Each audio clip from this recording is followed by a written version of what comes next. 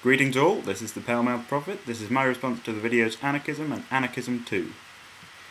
In this part of the response I'll be talking about the technology of capitalism and its effect on revolutionary movements. So, here we go.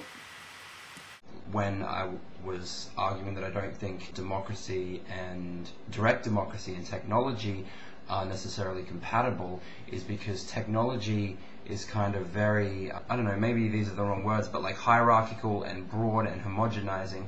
So you can't, things aren't all autonomous stuff. It's like centrally driven. It's important to realize that technology isn't value neutral. That means it develops in a specific, directed way according to the dominant forces in society. In our society, the dominant forces are the bourgeois, who develop technology according to their own needs, which essentially means that technology in our society is developed to control the workers.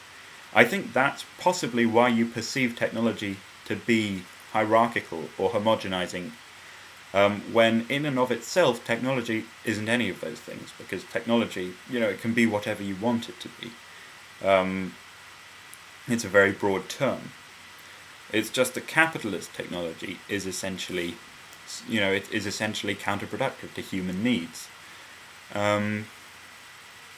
So I think your arguments have validity, but what they actually call for is not an abandonment of revolutionary struggle. So it's not a sort of surrender to hierarchy, to say, oh well, technology means that hierarchy is necessary, so we're just going to have to put up with it, which is, I think, what you propose here. What I'm saying is that technology is what we make of it. So in a revolutionary scenario, we would have the opportunity to develop technologies and to find new uses for the technologies that exist now, which would be liberatory. They would help us emancipate ourselves from the slavery which is the norm for millions of people across the world today, and help us realize our potential as human beings, rather than just help capitalists realize our value as workers, which is a very different thing, as I'm sure all of you have experienced who are watching this video. So that's one thing. Another argument which I think you may be sort of connecting to in this statement is that technology requires, or technology makes desirable, a rule by experts over society. To some extent I would agree with that, but I think that the more complicated technology gets, the more necessary it is to bring the whole population into the decision-making process, because you need to gather so much experience and expertise just to make a simple decision that no one person can actually understand at all. So if you have one guy in charge, he's never going to be able to get his head round all the problems that exist.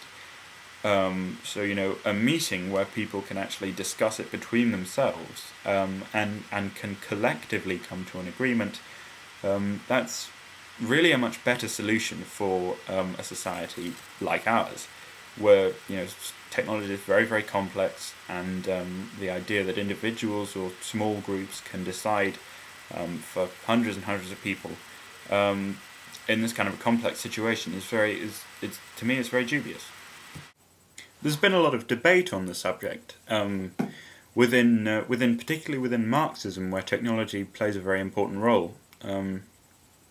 So if you look at the orthodox sort of classical Marxism, they're very clear that technology defines the class struggle. So class is just something that arises because of technology. But if you look at the opposite end of the Marxist current, to the autonomists, they're saying, and this is a view that I would tend to agree with, that technology is actually a product of class struggle, and that every major advance in capitalism is part of its program of domination over the workers. So capitalism, the way that technology is developed, is defined by the bourgeois and by the workers' resistance against the bourgeois, which forces the bourgeois to sort of develop technology further in order to come up with some kind of weapon which they can use to continue to maintain their rule. So yeah, that's something you should maybe look into, autonomism, if you're interested in sort of pursuing this discussion further, or you can post a reply to this video and I'll try and fill you in on the details to the best of my ability, though I don't claim to be an expert.